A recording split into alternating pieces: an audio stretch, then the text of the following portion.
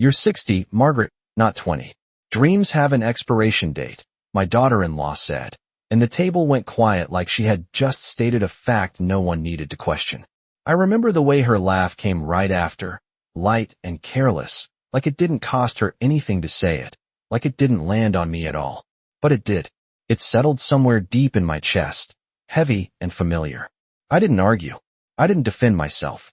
I just smiled and picked up my fork, even though I had already lost my appetite. That night was supposed to be simple. Just a small family dinner to celebrate my birthday.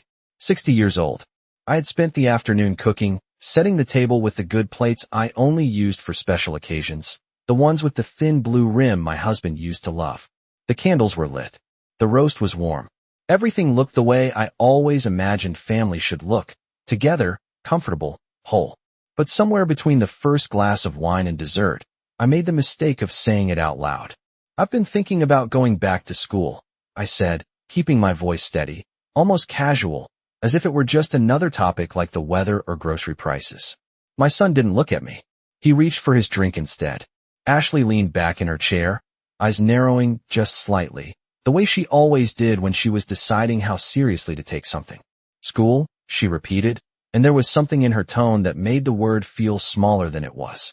Yeah, I said. I never finished. I thought maybe now's the time. That's when she laughed. Not loudly, not cruelly in the obvious way, but enough. Enough to make it clear she didn't see this as real. Enough to make my son stay silent. Enough to make me feel like I had said something embarrassing without realizing it. Margaret, she said, shaking her head like she was amused. At your age? What would you even do with a degree? I could feel the heat rising in my face, but I kept my expression calm. I had learned how to do that over the years. Smile. Nod. Keep the peace. It's not about doing anything with it, I said quietly. It's just something I've always wanted. Ashley exchanged a quick glance with my son, and he gave a small shrug, like he didn't want to get involved. I just think, she continued, her voice softer now, but somehow sharper. There are more practical things to focus on at this stage of life. Practical. That word stayed with me long after the dishes were cleared and the candles burned down to nothing. I stood in the kitchen alone later that night, rinsing plates under warm water, listening to the quiet hum of the refrigerator, and I realized something I hadn't allowed myself to say before. This wasn't the first time I had been made to feel small. It was just the first time I noticed it clearly. Because when you spend decades putting everyone else first, you get used to shrinking your own wants until they barely exist. At 22, I had dreams that felt big enough to carry me anywhere. I wanted to study literature. I wanted to write. I wanted to sit in classrooms and talk about ideas that stretched beyond grocery lists and schedules. But life had other plans. Marriage. A baby. Bills that needed to be paid on time.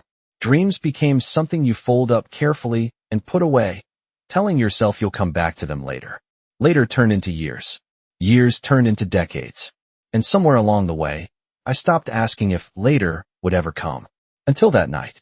Until I said it out loud and heard how it sounded to them. Ridiculous. Impractical. Too late.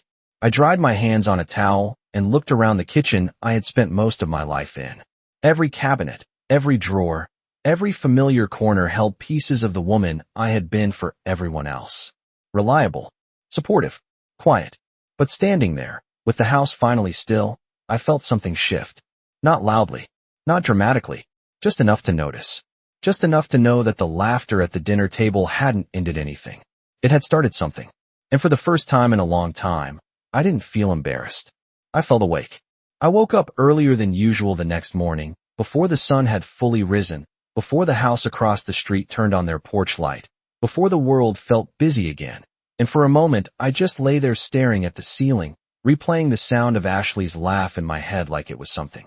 I could still change if I listened closely enough, but I could not. It was already part of me now, woven into something deeper than just a bad dinner conversation.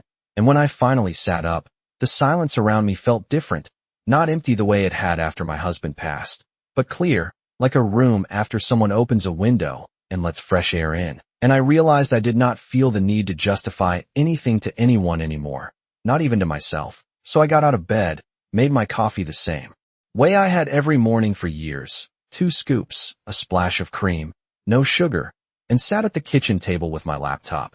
the same one my son had set up for me last Christmas with a tone that suggested it was more of a hobby than a tool, and I opened it slowly, almost carefully, as if I was stepping into something I had been avoiding for a long time. And for a few minutes I just stared at the screen, not because I did not know what to do, but because I did, and that felt heavier than I expected. Because knowing meant I could not pretend anymore, and pretending had been easier, safer, quieter, but I was tired of quiet. So I typed the words community college enrollment near me, and pressed enter. And just like that, the world I thought had closed decades ago appeared again, not as a memory, but as a possibility, real and present and waiting, and I felt something shift inside me. Not dramatic, not loud, just steady, like something settling into place where it should have been all along. And as I scrolled through the options, reading about classes and schedules and tuition fees, I caught myself thinking about all the years I had spent making sure everyone else had what they needed, how I had learned to budget every dollar, stretch every meal, show up for every school event, every holiday, every moment that mattered to someone else. And I had done it willingly, even proudly, because that was what love looked like to me. But somewhere along the way, I had confused love with disappearance, and I had become so good at being needed that I forgot what it felt like to want something for myself. And now, sitting there in the quiet of my kitchen, I realized that nothing was actually stopping me, not my age, not my circumstances, not even their opinions. The only thing that had ever stopped me was the belief that I needed permission, and that belief was starting to feel smaller by the second.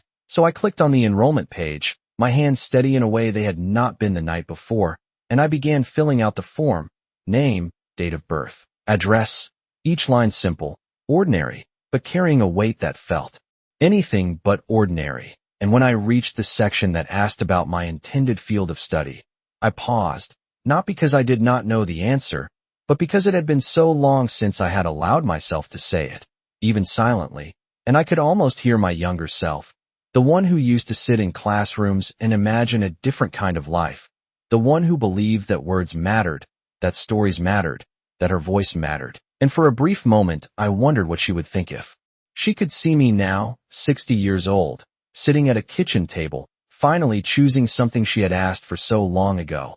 And instead of feeling regret, I felt something else, something quieter but stronger, like recognition, like I was finally meeting a version of myself I had been carrying all along.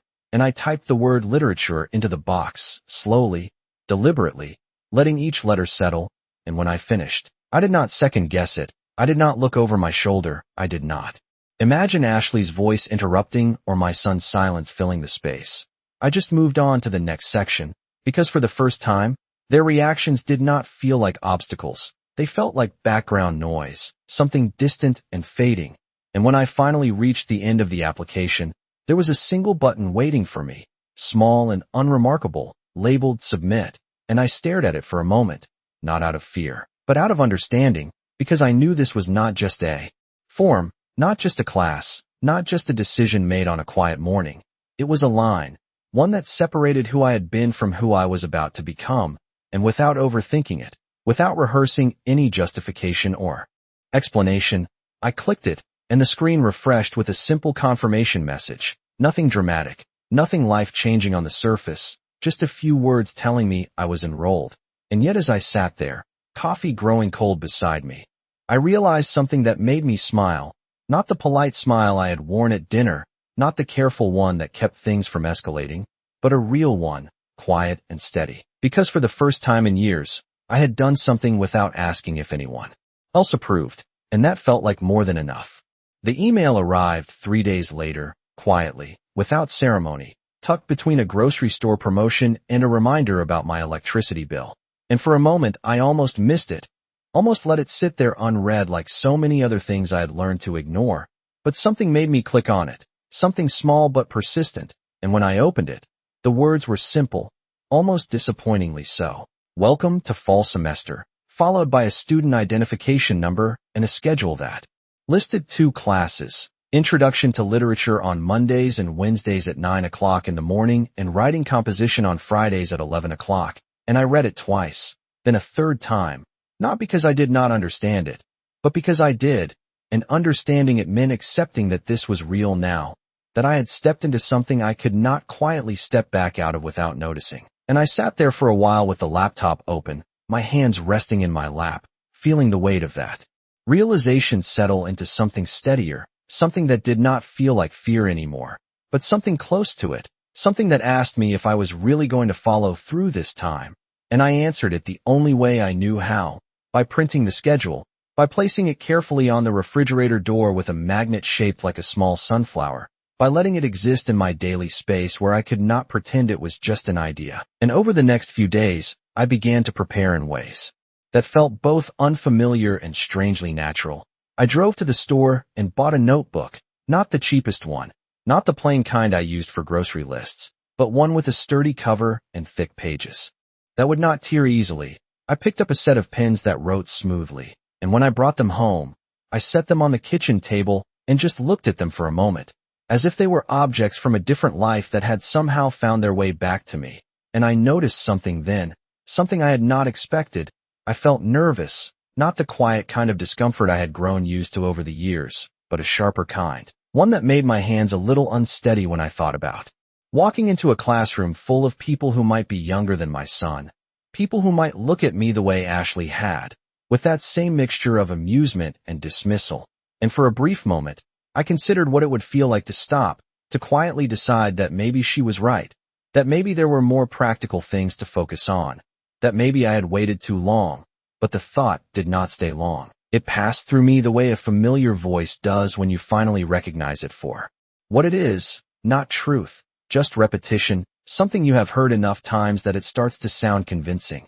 And instead of holding on to it, I let it go, and I turned my attention back to what was in front of me, to the schedule, to the notebook, to the simple fact that in less than a week, I would be sitting in a room not as someone's mother, not as someone's wife, not as someone quietly filling space, but as a student. And that word felt different when I said it to myself. Not embarrassing, not impractical, just new.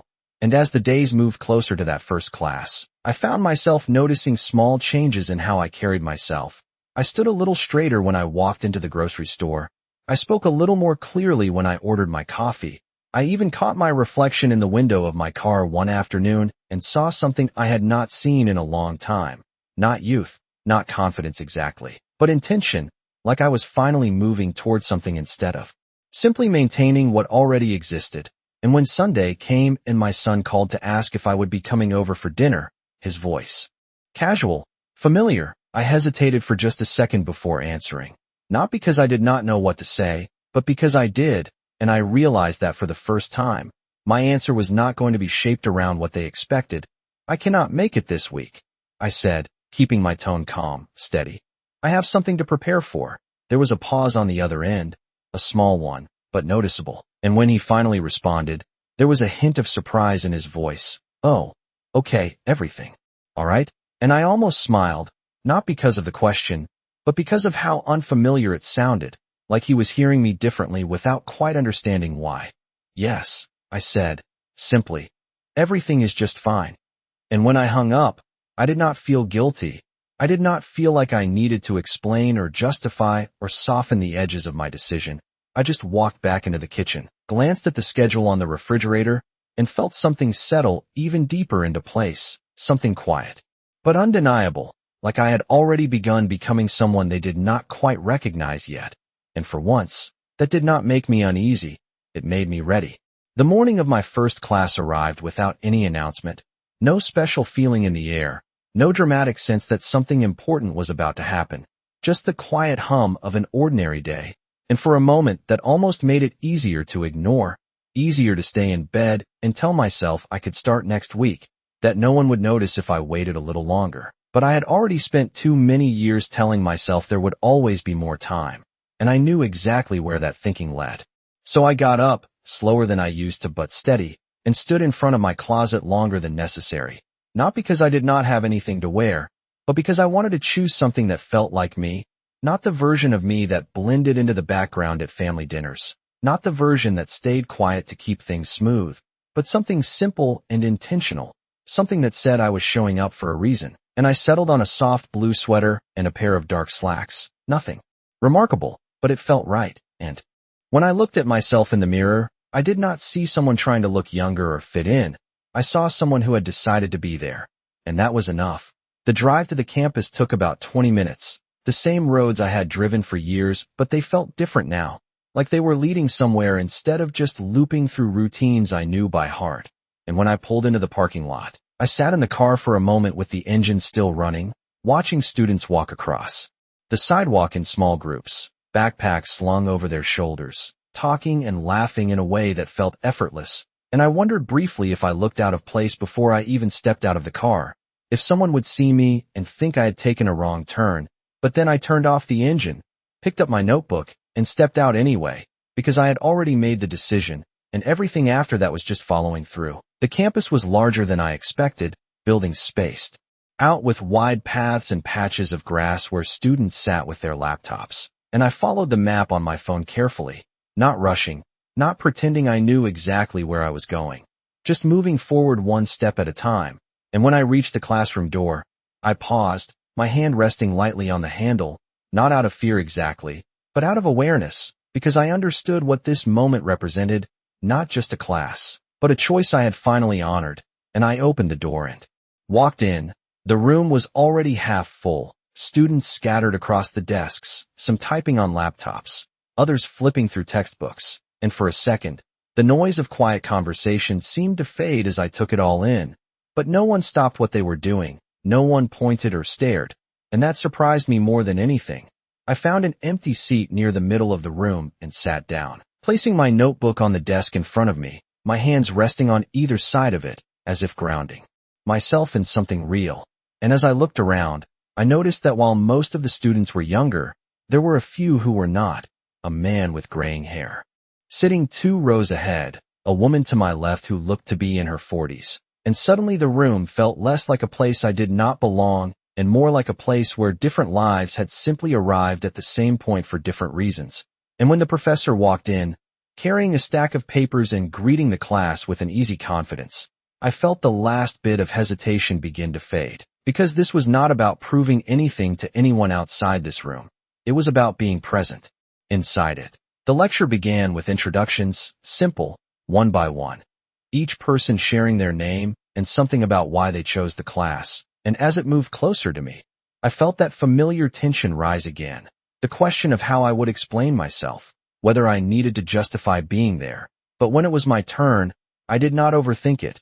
I did not shape my words to sound acceptable or practical. I simply said, "My name is Margaret, and I am here because I should have done this a long time ago." And that was it. No laughter followed, no raised eyebrows, just a few nods, quiet and understanding. And as the class continued, I found myself listening in a way I had not listened in years, fully, without distraction, without the constant pull of responsibilities waiting for me somewhere else.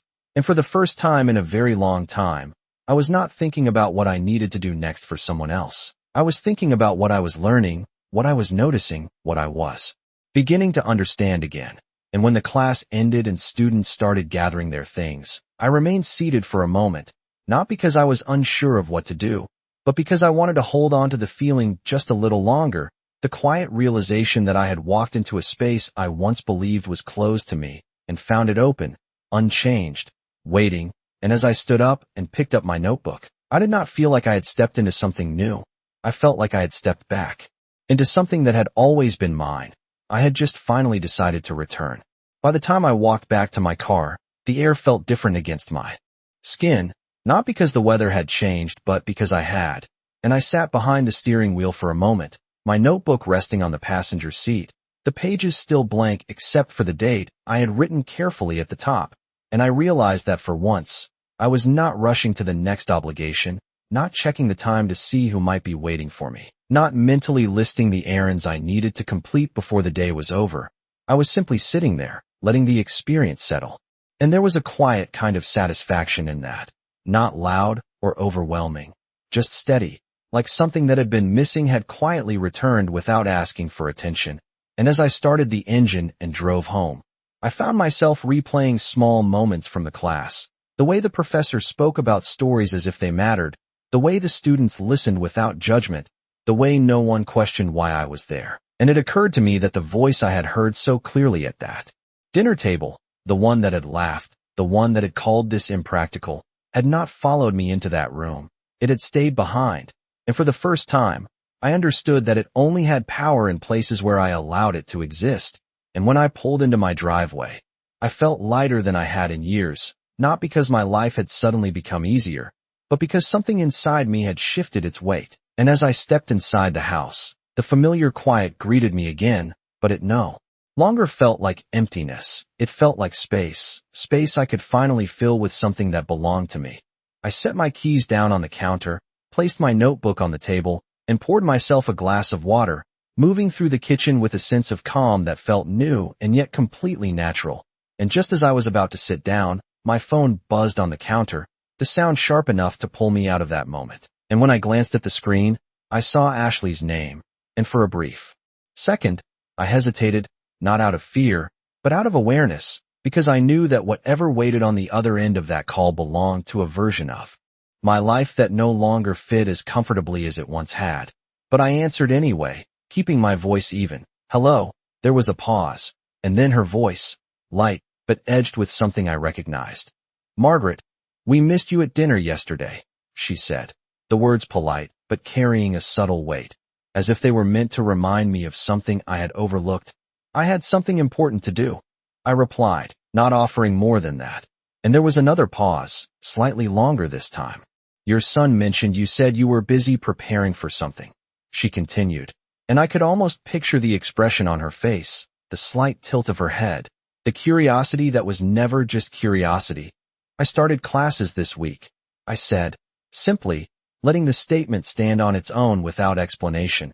And for a moment, there was silence on the line, not the comfortable kind, but the kind that searches for a response that does not come easily. And when she finally spoke, her tone had shifted just enough to be noticeable. Oh, she said, drawing the word out slightly. You were serious about that. And there it was again, not as sharp as before, but still present, that same undercurrent of disbelief, of dismissal, only softer now, more controlled, and I found myself standing a little straighter as I held the phone, not reacting, not defending, just allowing the silence to exist between her words and mine. Yes, I said, calmly.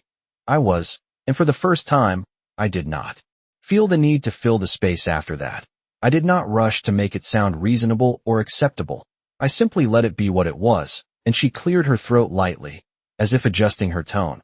Well, I just hope you are not overextending yourself, she said, and the sentence sounded helpful on the surface, but underneath, it carried the same message as before, just dressed differently, and I recognized it immediately, not as concern, but as doubt, and instead of absorbing it the way I once would have, I let it pass through me without settling. I appreciate that, I replied, evenly, and I meant it in the way one acknowledges a comment without agreeing to its meaning. And there was another pause, shorter this time, and then she said something about stopping by later in the week, her voice returning to its usual rhythm, as if the conversation had shifted back to familiar ground. And when the call ended, I placed the phone back on the counter and stood there for a moment, not replaying her words, not questioning myself, just noticing the difference, because the conversation had gone exactly the way it might have before, the same tone, the same subtle dismissal, the same expectation that I would adjust myself accordingly, but something had changed, not in her, but in me. And as I picked up my notebook again and opened it to the first blank page, I realized that her voice no longer echoed the way it used to. It did not linger or reshape my thoughts. It simply existed and then faded. And for the first time, I understood that the real change was not in what I had started, but in what I had stopped believing. And that made everything else feel possible. The next week unfolded in a way that felt both unfamiliar and quietly steady, as if I had stepped into a rhythm that had always existed, but had been waiting for me to notice it. And each morning, I found myself waking with a sense of direction that did not come from obligation, but from intention, something I had not felt in years. And as I sat at the kitchen table with my notebook open, reviewing the reading assignments and underlining passages that caught my attention, I realized how different this kind of focus felt compared to the way I had spent most of my life dividing my attention between everyone else's needs. Because now there was no urgency pulling me away, no voice reminding me that something else was more important. It was just me and the page. And that simplicity carried a quiet kind of power. And when I returned to class later that week, I noticed that I walked in without hesitation, Without that moment of pause at the door, as if something inside me had already accepted that I belonged there, and I took my seat, opened my notebook, and listened as the discussion began. This time not just absorbing the words but participating, offering a thought when the professor asked a question, my voice calm but present, and when a few students nodded in response. I felt something shift again, not validation exactly, but recognition, as if I was no longer watching from the edges but stepping into the space itself. And after class, as I gathered my things, the woman who had been sitting to my left the previous session turned to me with a small smile. "I liked what you said about the character's choices," she said, her tone genuine.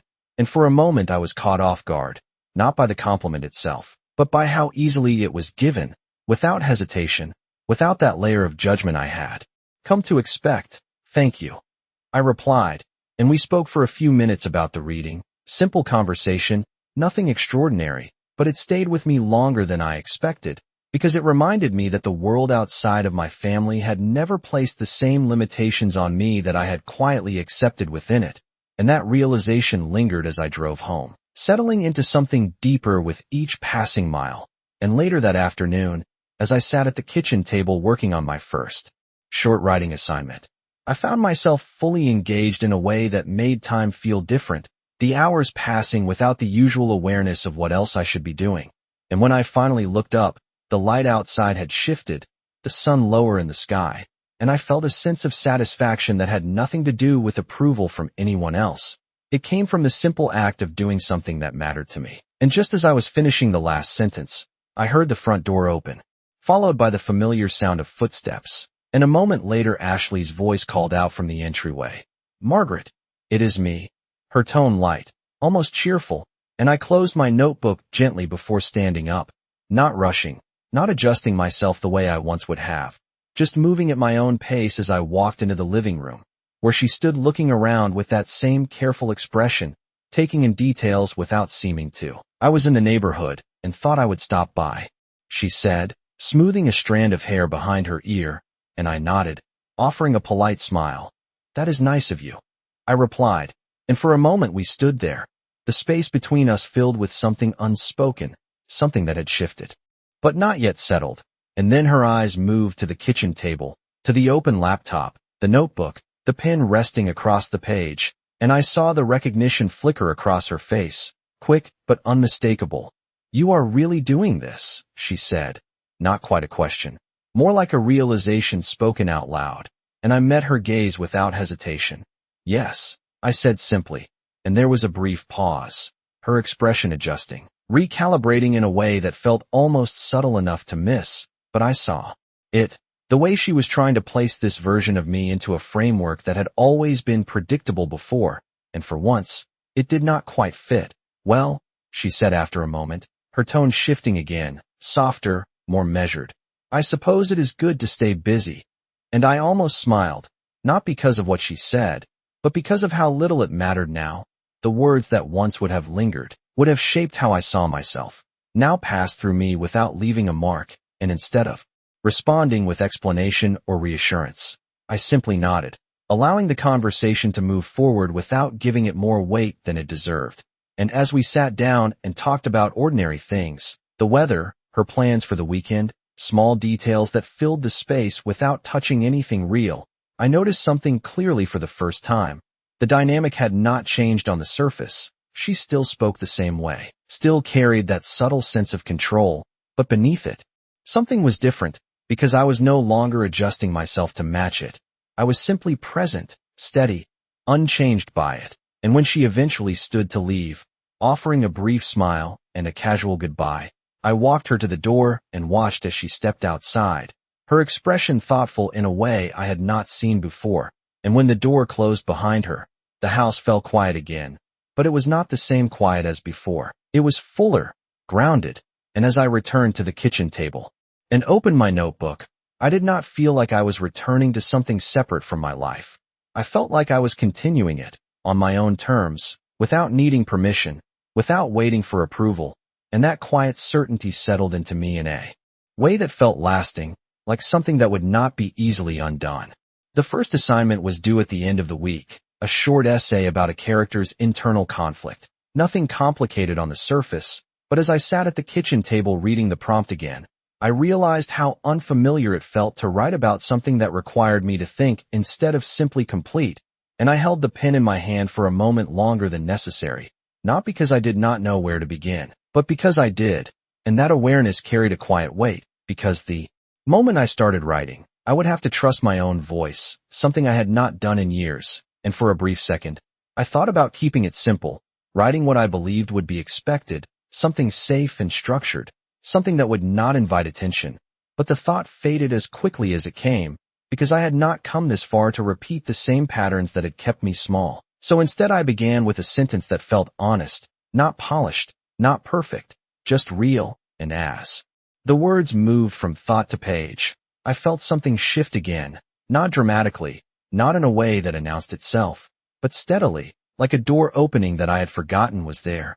And the more I wrote, the less I thought about how it would be received, and the more I focused on what I was trying to say. And when I finally set the pen down, the page in front of me felt different, not because it was flawless, but because it was mine, and that distinction mattered more than anything else.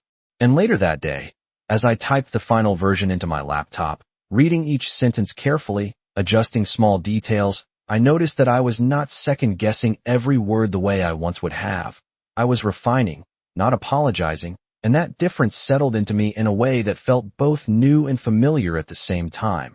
And when I submitted the assignment, clicking the button without hesitation, I felt a quiet sense of completion that did not need to be shared or validated. It simply existed, and a few days later, when the professor handed back our papers, I accepted mine with the same calm I had carried into the classroom, not expecting anything, not preparing for disappointment, just present.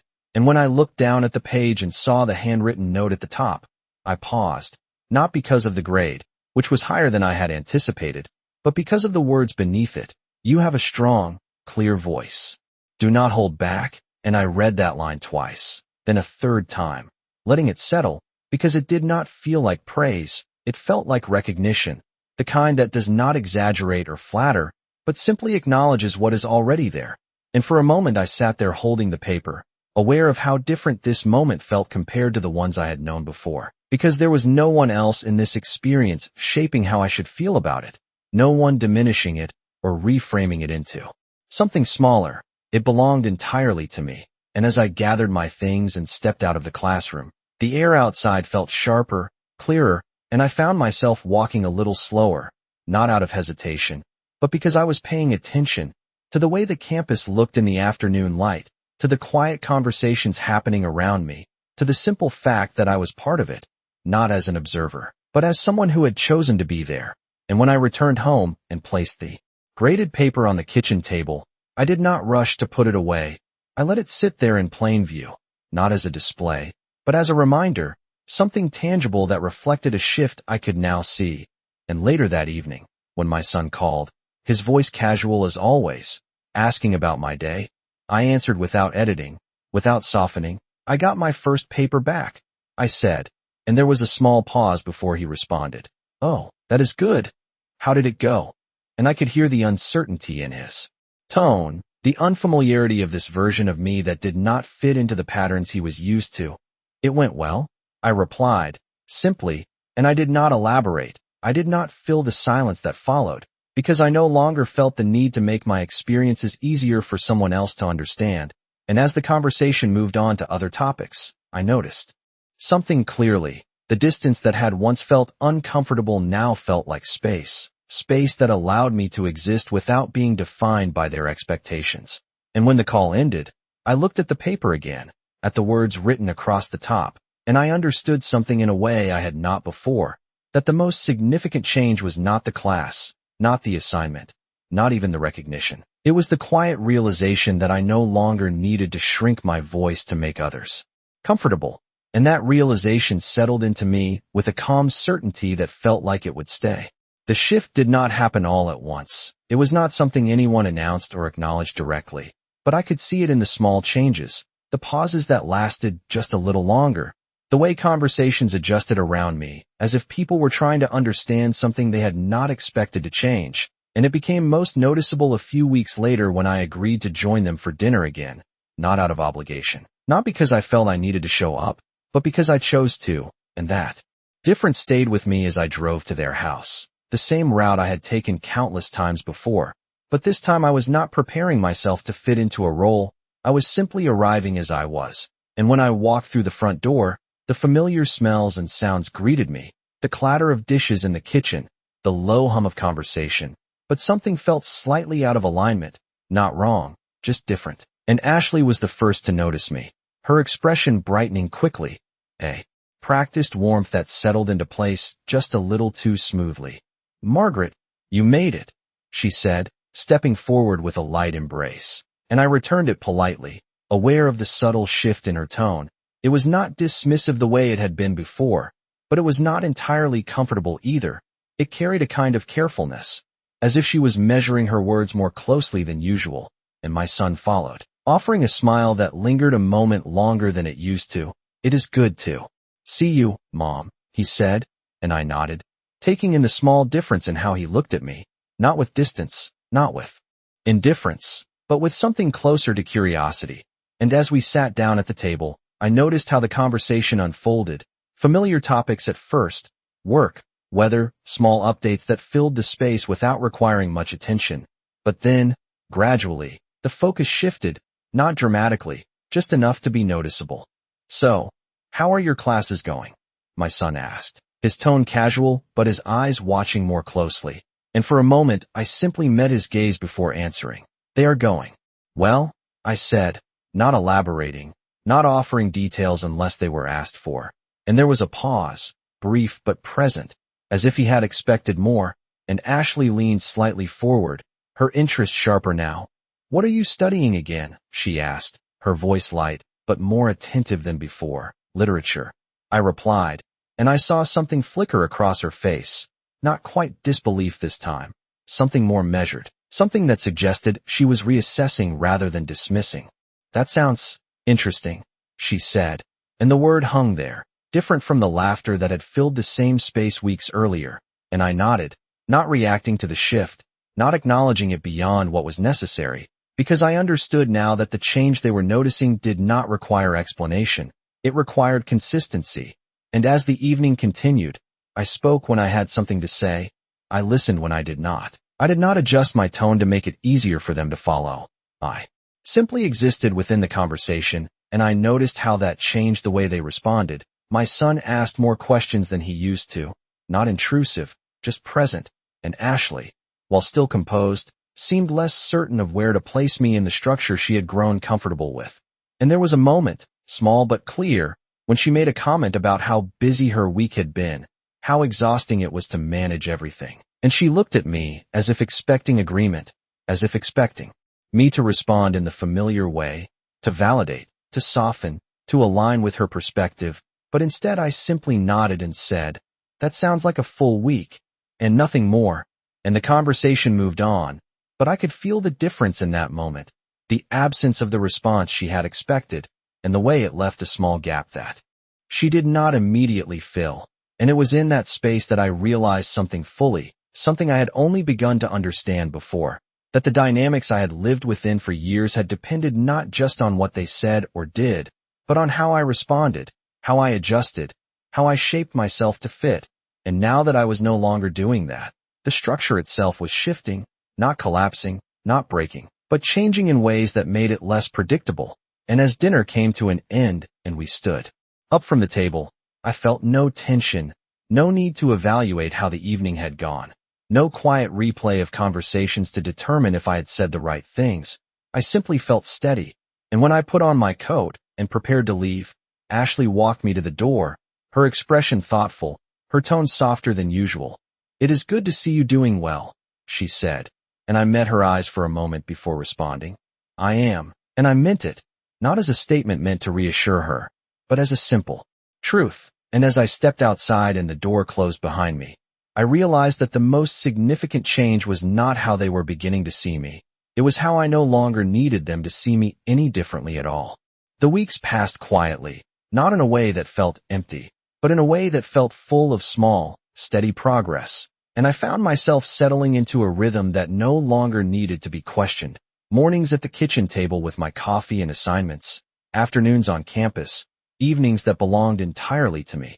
And somewhere within that routine, something deeper had taken root, something that no longer felt like a change, but like a return, and I noticed it most clearly one afternoon at the end of class when the professor asked if anyone would be interested in sharing their work for a small reading session the following week. The kind of invitation I once would have avoided without thinking, the kind I would have quietly stepped away from so no one would expect anything from me. But this time I did not look down at my notebook or pretend to be occupied. I simply raised my hand, not quickly, not hesitantly, just naturally. And when the professor nodded and wrote my name down, I felt no rush of panic, no second guessing, just a calm awareness that I had chosen to be seen, and that choice stayed with me as I walked out of the classroom, not as something I needed to analyze, but as something that felt right.